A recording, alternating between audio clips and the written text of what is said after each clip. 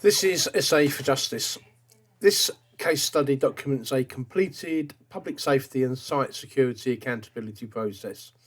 The issue was identified at an industrial estate in Mildenhall, Suffolk, escalated through the appropriate legal channels and ultimately resolved.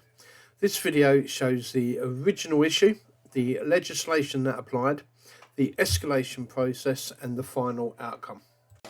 This footage was originally recorded in November 2025 during a visit to an industrial estate in Chiswick Avenue in Mildenhall and published on the Scorpion Audits channel in December 2025.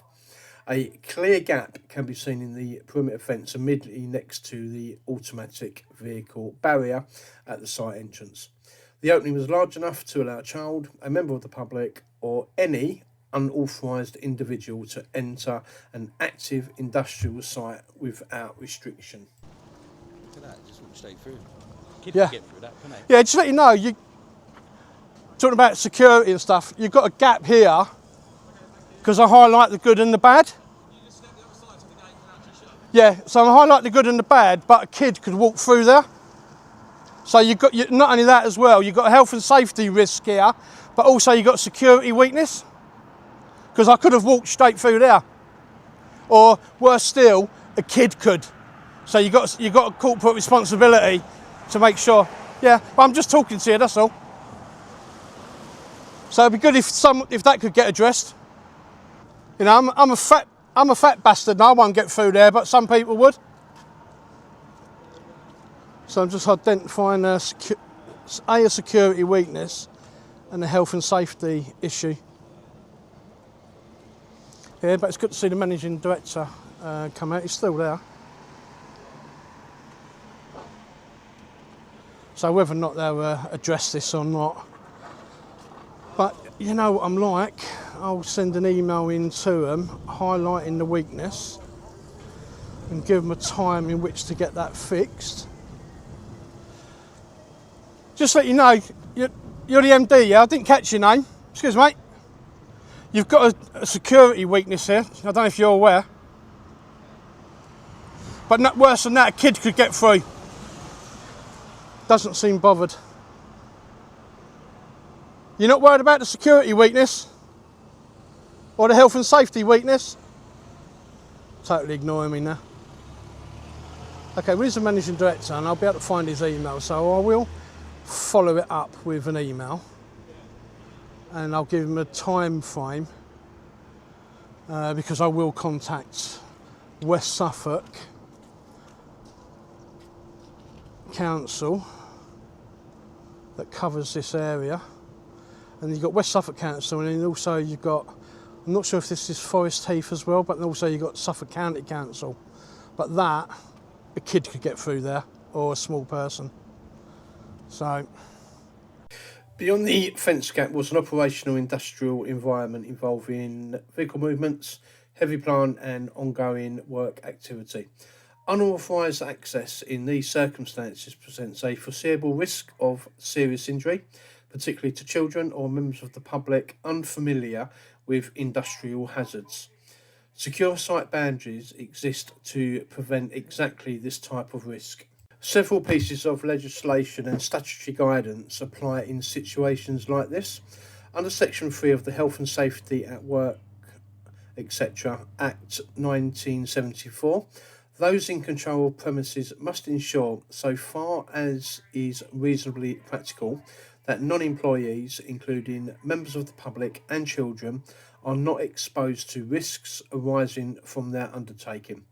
Health and Safety Executive Guidance on Site Boundaries requires employers to maintain secure and robust fencing to prevent unauthorised access where hazards exist.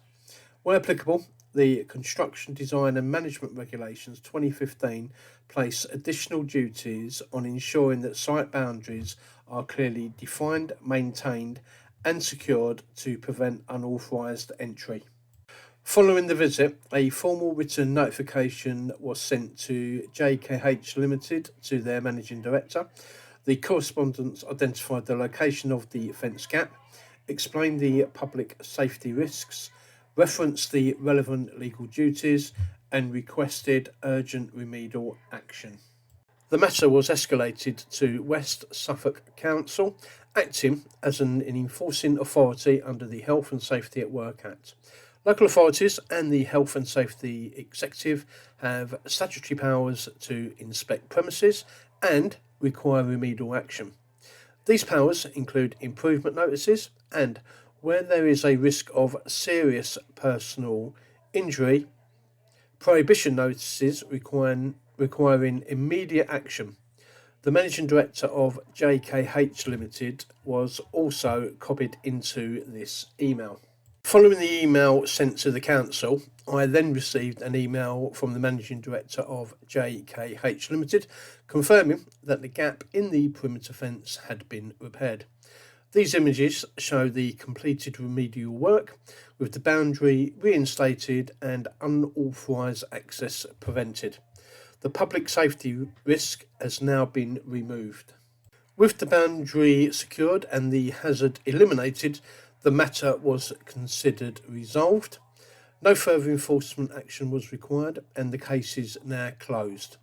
I sent a follow-up email thanking the Managing Director for resolving the health and safety issue. This just shows and proves that auditing works. Industrial sites carry inherent risks, and secure boundaries are a fundamental safeguard for the public. This case demonstrates how identifying an issue, documenting it properly, and escalating it through the correct legal channels can prevent harm before an incident occurs. Accountability is not about confrontation, it's about ensuring safety obligations are met. If you found this case study useful, please consider subscribing to SA for Justice. Turning on notifications ensures you don't miss future follow-ups and completed accountability cases. Liking and sharing this video helps it reach others who may be affected by similar issues. And comments help keep these cases visible, encouraging transparency and accountability. Your support helps ensure issues don't stop at identification. They are followed through to resolution. This video documents a completed health and safety accountability case involving a perimeter security breach at an industrial site. The issue was identified, formally raised, escalated to the enforcing authority when no response was received, and resolved with remedial action taken. Accountability is about outcomes.